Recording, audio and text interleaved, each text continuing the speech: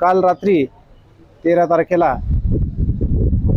साधारण रात्री 2च्या सुमारास आमचे राऊरी येथील एक प्रतिष्ठित व्यापारी राजेंद्र भन्साळी यांचं वर्धमान ज्वेलर्स हे दुकान अतिशय सराईत गुन्हेगारांनी शिताफेने फोडल्याचं दिसून आलेलं आहे।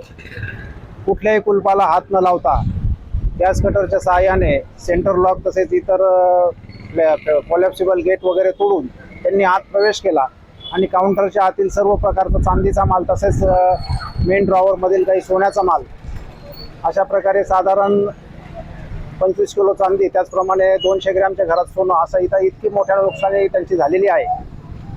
तर सर्वप्रथम मी व्यापारी असोसिएशनच्या वतीने त्याचप्रमाणे सराफ व सुवर्णकार असोसिएशनच्या वतीने त्याचा निषेध करतो की राऊरी शहरामध्ये गेल्या काही दिवसांमध्ये चोऱ्यांचं प्रमाण जे वाढलेलं आहे त्यामध्ये पोलीस प्रशासनाला त्याचा शोध घेण्यामध्ये अतिशय विलंब होत आहे आणि बऱ्याचदा अपयशही येत आहे। तर याकडे आम्ही सर्व व्यापाऱ्यांनी आता तातडीची मीटिंग घेऊन याच्या विरोधात एक सर्व व्यापाऱ्यांतर्फे एक शिष्टमंडळ स्थापन करून पोलिसांना निवेदन देण्याचं ठरवलेलं आहे की लवकरात लवकर आता मागच्या आठवड्यात पण एक इथे दरक जे आहे दिलीप शेठ दरक त्यांच्या मुलाची शटर लॉक करत असताना 2.5 लाख रुपयाची बॅग चोरीला गेलेली होती। त्याच्या आधी पण आमचे एक प्रतिष्ठित व्यापारी आहे त्यांना बाहेरच्या लोकांनी येऊन दुकानात येऊन त्यांना मारहाण केलेली होती।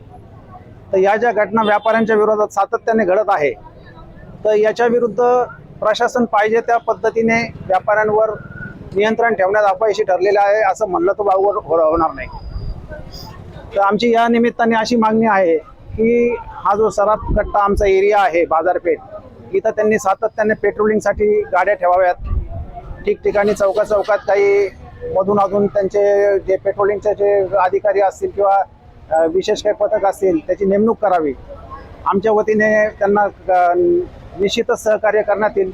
आमच्या बहुतेक सराफी दुकानात सगळ्यांकडे CCTV कॅमेरे आहेत, परंतु हे चोरी जे करणारे जे भन्साळींच्या इथं चोरी करणारे जे गुन्हेगार होते यांनी स्प्रेचा वापर करून ते कॅमेऱ्यावर पण कलर हे केला आणि जे काही थोडक्यात ते DVR वगैरे सगळंच घेऊन गेले।